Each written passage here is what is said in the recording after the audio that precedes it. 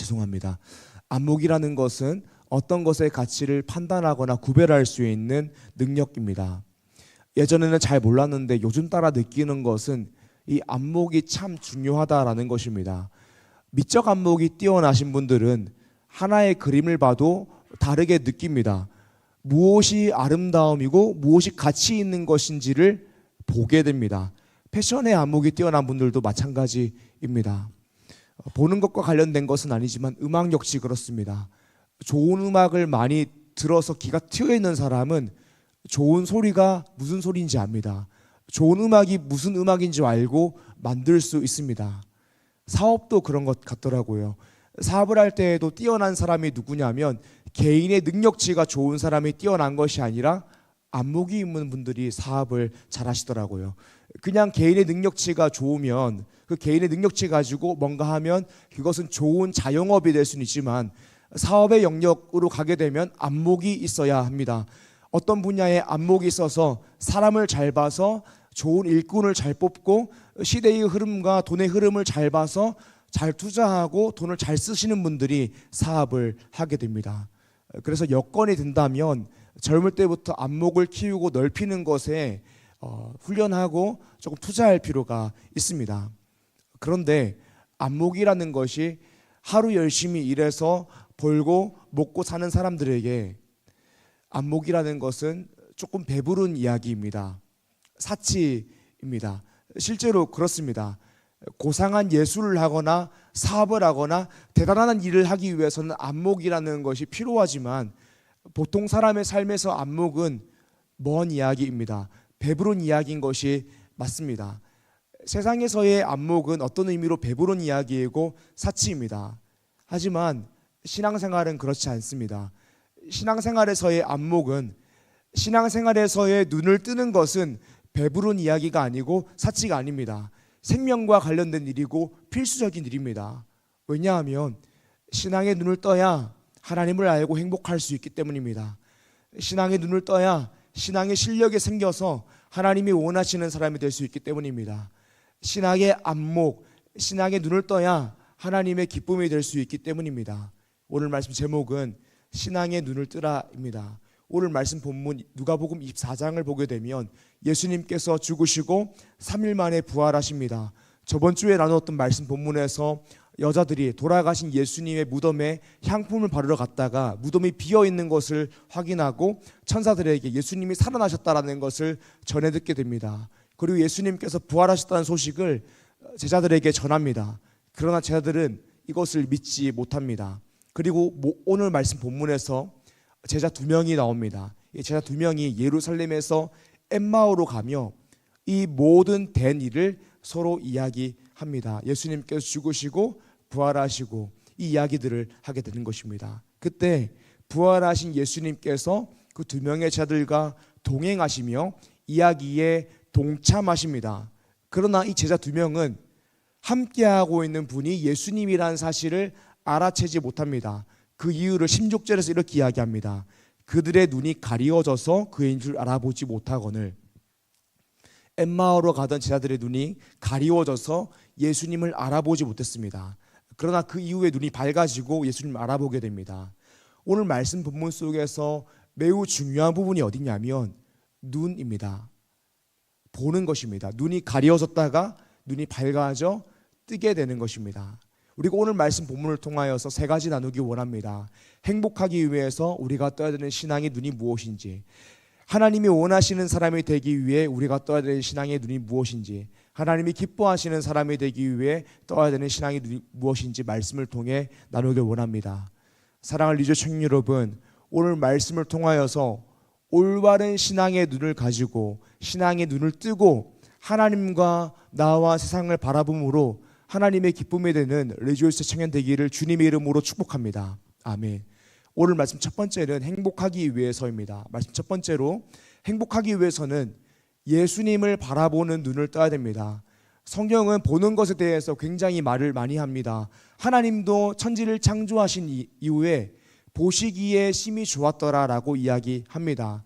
우리도 원래 창조되었을 때에는 하나님을 똑바로 볼 수 있는 눈이 있었습니다. 그런데 창세기 3장에서 우리는 타락하게 됩니다.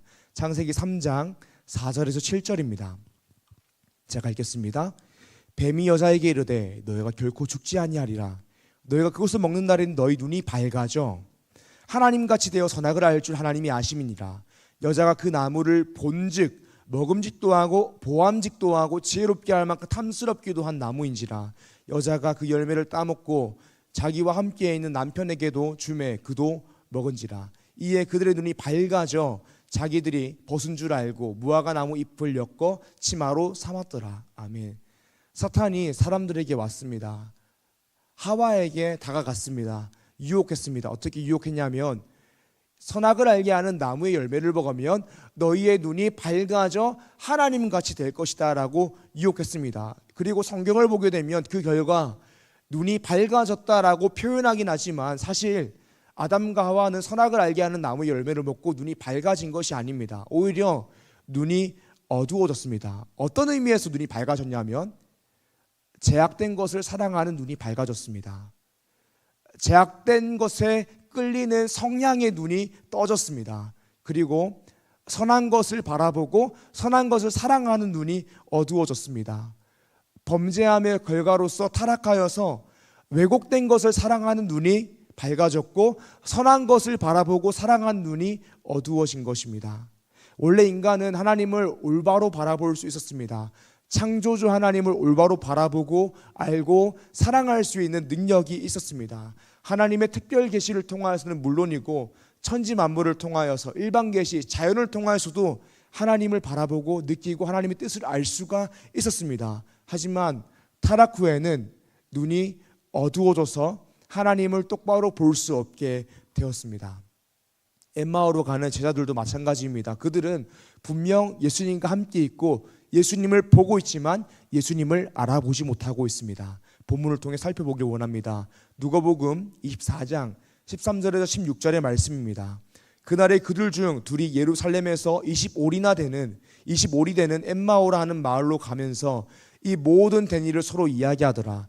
그들이 서로 이야기하며 문의할 때에 예수께서 가까이 이르러 그들과 동행하시나 그들의 눈이 가리워져서 그인줄 알아보지 못하거늘. 아멘.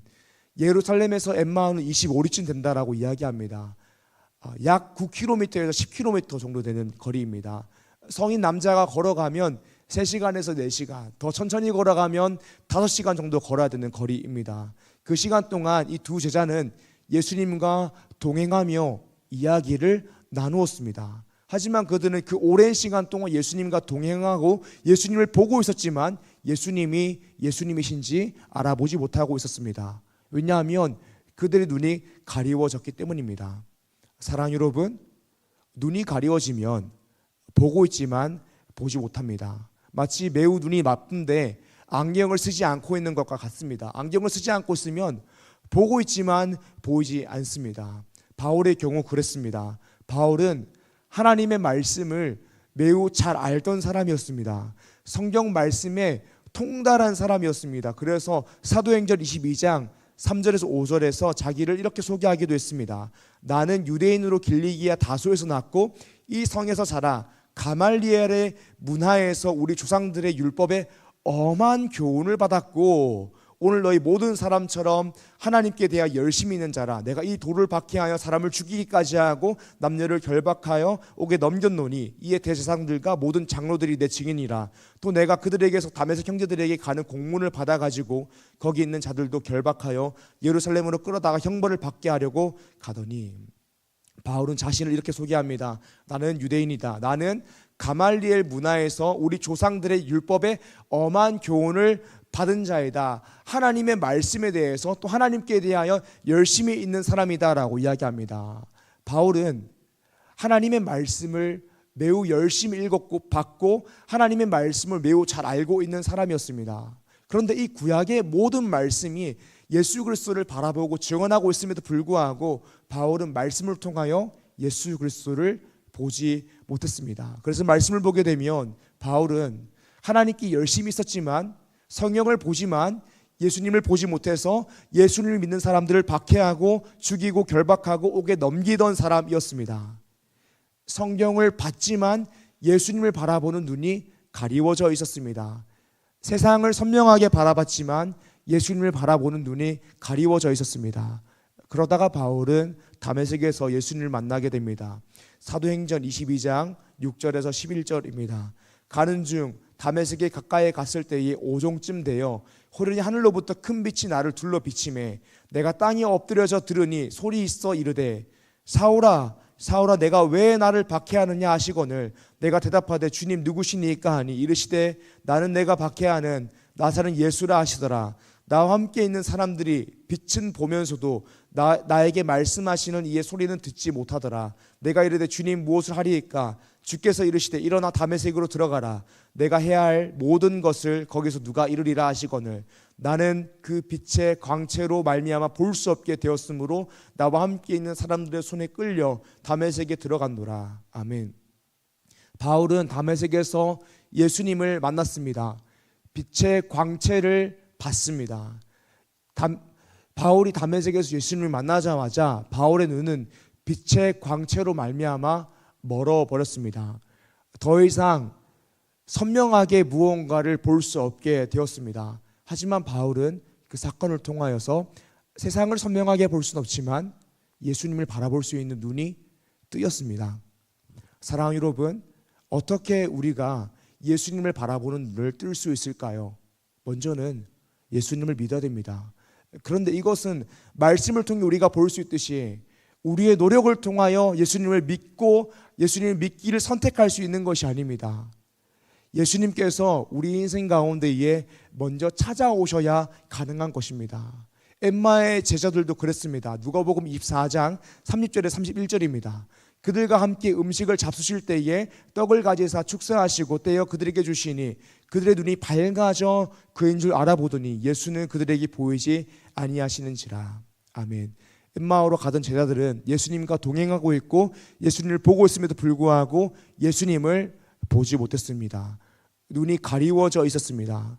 그러나 예수님께서 엠마오로 가고 있는 제자들에게 먼저 찾아가셨습니다. 그리고 말을 거셨습니다. 그리고 그들과 함께 유하사 떡을 가지시고 축사하시고 떼어 그들에게 주셨습니다. 그리고 그들이 그 떡을 먹을 때에 그들의 눈이 밝아졌습니다. 예수님이 그 인생 가운데에 먼저 찾아가셔서 생명의 떡을 주셔야 눈을 뜨게 되는 것입니다. 생명의 떡이 무엇입니까? 은혜로서 우리가 믿게 되는 예수 그리스도입니다. 사랑하는 여러분, 우리가 행복하게 살기 위해서 예수님을 바라보는 눈을 떠야 됩니다. 우리가 예수님을 바라보는 눈을 뜨기 위해서는 예수님을 만나야 됩니다. 그런데 이것은 선택의 영역이 아니라 노력의 영역이 아니라 은혜의 영역입니다. 아담과 하와가 범죄하여서 숨어 있는데 하나님께서 범죄한 아담과 하와 가운데에 먼저 찾아가셔서 그들을 회복시키셨던 것처럼 하나님의 은혜가 필요한 일입니다.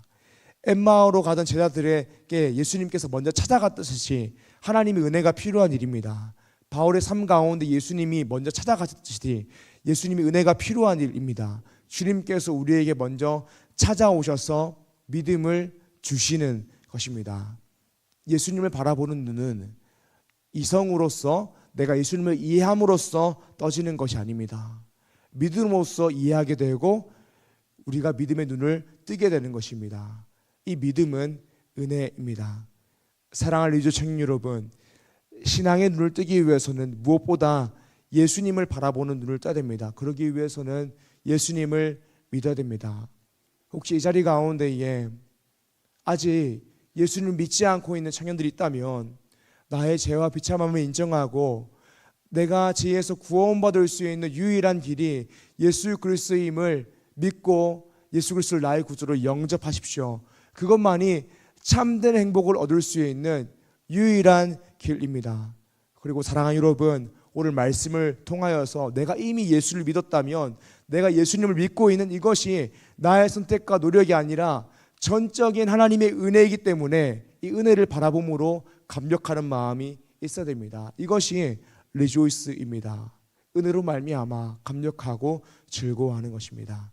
사랑하는 리조 청년 여러분, 하나님의 은혜로서 내가 예수님을 믿고 예수님을 바라보는 눈을 떴다는 것을 기억함으로 은혜에 감격하고 또 나의 죄와 비참함을 인정함으로 예수님을 나의 구주로 영접하여 참된 행복을 얻고 살아가는 리조이 청년 되기를 주님 이름으로 축복합니다. 아멘. 오늘 말씀 두 번째로는 믿음으로 살아가기 위해서입니다. 믿음으로 살아가기 위해서는 상황을 믿음으로 재해석하는 눈을 떠야 됩니다. 우리가 신앙을 가졌고 그 이후에는 은혜의 가치관 안에서 믿음의 눈을 가지고 살아가야 됩니다. 그때 신자가 가지고 있어야 될 눈이 무엇이냐면 우리 인생 가운데 일어나는 모든 상황을 믿음으로 해석하는 눈입니다. 우리에게 신앙이 생겼으면 말씀을 통하여서 우리 인생 가운데에 벌어지는 이해할 수 없는 상황들을 해석할 수 있어야 됩니다. 로마서 8장 28절인데요. 우리가 함께 읽어보길 원합니다. 준비 시작.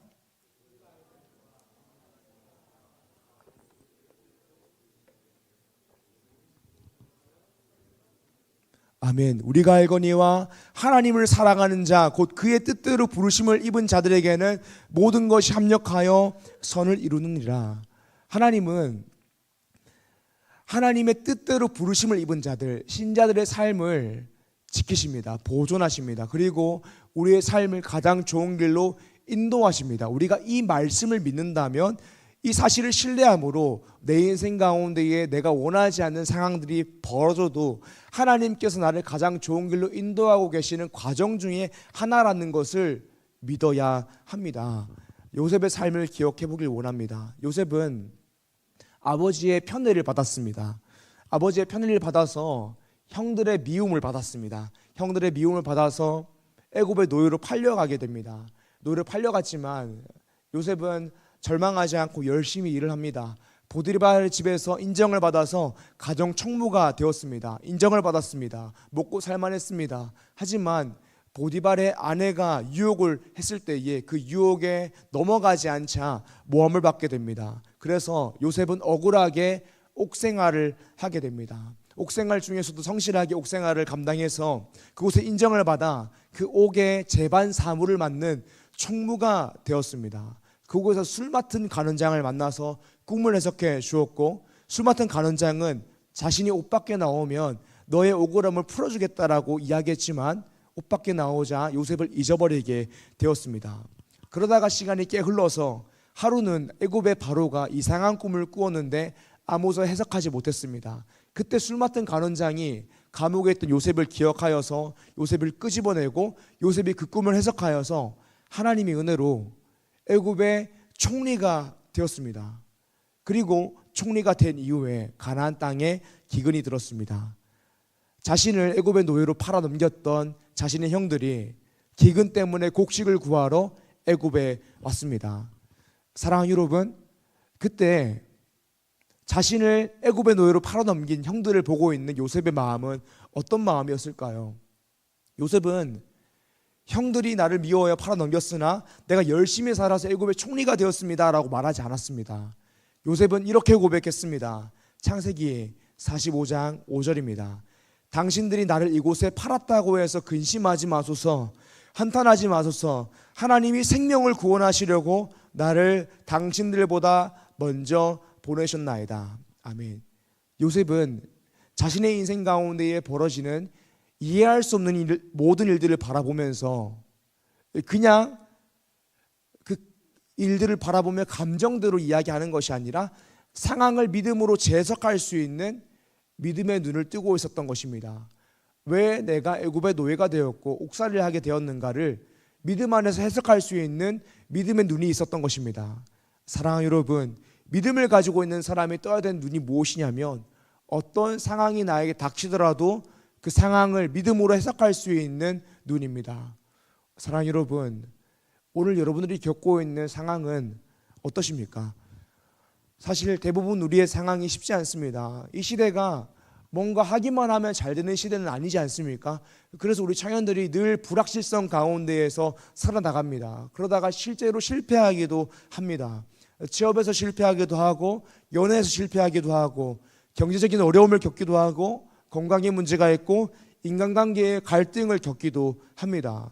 그럴 때마다 우리의 입술 가운데에서 왜 나에게 이런 일이 일어나는가 말하기도 합니다. 기도의 자리에 나아가지만 기도할 수 없고 불평밖에 나오지 않을 때도 있습니다. 저 역시 그렇습니다. 제 인생이 제 마음대로 되지는 않더라고요. 속이 상하는 일이 많고 속이 쓰린 일도 많습니다. 기도의 자리에 앉았는데 기도할 수 없고 신음할 수밖에 없을 때가 있습니다. 그런데 우리가 그때마다 바라봐야 되는 말씀이 무엇이냐면 로마서 8장 28절입니다. 우리가 알거니와 하나님을 사랑하는 자 곧 그의 뜻대로 부르심을 입은 자들에게는 모든 것이 합력하여 선을 이루느니라. 아멘. 내가 겪고 있는 상황이 죽을 만큼 힘들어도 이것 역시 나를 가장 선한 길로 인도하시는 하나님의 인도하심의 가정 중 하나라는 것을 믿는, 그렇게 상황을 바라볼 수 있는 눈이 있어야 된다라는 것입니다. 사랑하는 여러분, 말로 설명할 수 없는 어려움 가운데에 처해 계십니까? 그때 말씀을 붙드십시오. 제가 정말 어려운 상황일 때 저희 멘토께서 다른 말씀 안 하시고 성경 말씀을 읊어 주셨습니다. 우리 함께 읽어보기 원하는데요, 시편 23편입니다. 준비 시작. 여호와는 나의 목자시니 내게 부족함이 없으리로다. 그가 나를 푸른 풀밭으로 누이시며 실만한 물가로 인도하시는도다. 내 영혼을 수행시키시고 자기 이름을 위하여 의의 길로 인도하시는도다. 내가 사망의 음침한 골짜기로 다닐지라도 해를 두려워하지 않을 것은 주께서 나와 함께 하심이라. 주의 지팡이와 막대기가 나를 안위하시나이다. 주께서 내 원수의 목전에서 내게 상을 차려주시고 기름을 내 머리에 부으셨으니 내 잔이 넘치나이다. 내 평생의 선하심과 인자하심이 반드시 나를 따르니 내가 여호와의 집에 영원히 살리로다. 아멘. 사랑하는 리조 청년 여러분, 우리가 어떤 신앙의 눈을 떠야 될까요? 상황을 믿음으로 재해석할 수 있는 눈을 떠야 됩니다. 상황을 믿음으로 재해석할 수 있는 눈을 뜨기 위해서 어떻게 해야 될까요? 이 말씀을 읽어야 됩니다. 말씀을 봐야 됩니다. 그리고 말씀 위에 서서 세상을 바라보고 내 인생 가운데에 벌어진 일들을 해석할 수 있어야 됩니다. 그러기 위해서는 기도해야 됩니다. 이 말씀이, 그리고 기도하는 시간이 그럼에도 불구하고 상황을 믿음으로 재해석할 수 있도록 우리에게 힘을 줍니다.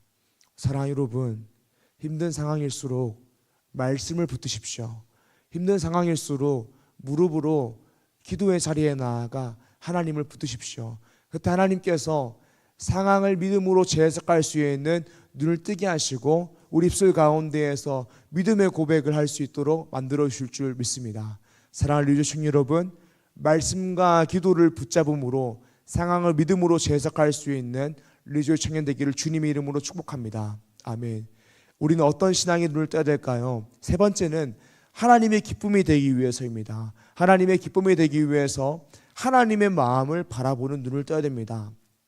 오늘 말씀 본문에 나오는 두 명의 제자는 엠마오로 가고 있습니다. 예수님께서 동행하셨지만 그들의 눈이 가려워져서 예수님을 알아보지 못하고 있습니다. 예수님은 그들에게 구약 성경에 게시되어 있는 예수님의 사역에 대해서 세세하게 설명해 주십니다. 이 말씀을 들을 때에 그들의 마음이 뜨거워졌다라고 성경은 이야기합니다. 그들의 마음이 뜨거워졌기 때문에 그들은 예수님께 우리와 함께 유할 것을 요청합니다. 예수님은 그들과 함께 유하시고 떡을 떼어 축사하시고 그들에게 나누어 주십니다. 그들은 예수님이 주시는 그 떡을 먹고 눈이 밝아집니다. 그리고 예수님임을 알아차리지만 예수님께서 사라지십니다. 그들은 예수님을 알아봅니다. 예수님을 보게 되었습니다. 눈이 밝아져서 예수님을 보게 되었습니다. 그 다음 그들의 반응이 무엇이냐면 거기서 머무는 것이 아니라 일어나서 예루살렘으로 가 다른 제자들에게 예수님께서 정말로 부활하셨다라는 것을 증언했습니다. 그러니까 사랑하는 여러분, 우리가 예수님을 경험하게 되면, 우리의 눈이 밝아져서 예수님을 보게 되면 우리 인생 가운데 어떤 일이 일어나냐? 우리는 증인이 됩니다. 사도행전 1장 8절입니다. 오직 성령이 너에게 임하시면 너희가 권능을 받고 예루살렘과 온 유대와 사마리아 땅끝까지 이르러 내 증인이 되리라 하시니라. 아멘. 증인이 된다라는 것은 내가 경험한 것을, 내가 본 것을 증언하는 사람이 된다라는 것입니다. 우리가 하나님의 은혜를 경험하게 되면, 우리의 눈이 밝아져서 하나님의 은혜를 보게 된다면 그 은혜를 증언하는 사람이 될 수밖에 없습니다. 그런데 예수님을 믿고 신앙의 눈을 뜨게 되면 예수님을 바라보고 내 상황을 믿음으로 재해석할 수 있을 뿐만이 아니라 하나님의 마음을 보게 됩니다. 하나님이 지금 나와 세상을 향하여 어떤 마음을 가지고 계신지를 바라볼 수 있는 믿음의 눈을 뜨게 됩니다. 그리고 하나님의 마음을 알게 되면, 하나님의 마음을 바라볼 수 있는 눈을 뜨게 되면 내 인생의 목적이 달라집니다. 자기 중심이 아니라 하나님 중심, 나의 영광을 위해 사는 것이 아니라 하나님의 마음을 알기 때문에 하나님의 영광을 위하여 살게 됩니다. 그리고 이것이 실제로 사람에게 주신 존재의 목적입니다. 그래서 바울도 예수를 믿고 나서 그냥 신자가 되어서 그냥 저냥 신앙생활하며 살아간 것이 아니라 강력한 증인이 되었습니다. 그리고 더 나아가서 하나님의 마음을 바라보는 눈을 가짐으로 하나님의 뜻과 계획에 동참하는 사람이 되었습니다. 바울은 하나님이 바라보는 곳을 바라보게 되었습니다. 하나님께서 눈물 흘리는 곳에 가서 자신도 눈물 흘리며 하나님의 뜻과 계획에, 하나님의 사역에 동참하는 사람이 되었습니다. 우리가 하나님의 기쁨이 되기 위해서 떠야 되는 눈이 무엇이냐면 하나님의 마음을 바라보는 눈입니다. 하나님이 지금 나와 세상을 향하여 어떤 마음을 가지고 계신지를 바라보는 눈입니다. 우리는 하나님의 기쁨이 되기 위해서 하나님 아버지의 마음을 닮아야 됩니다.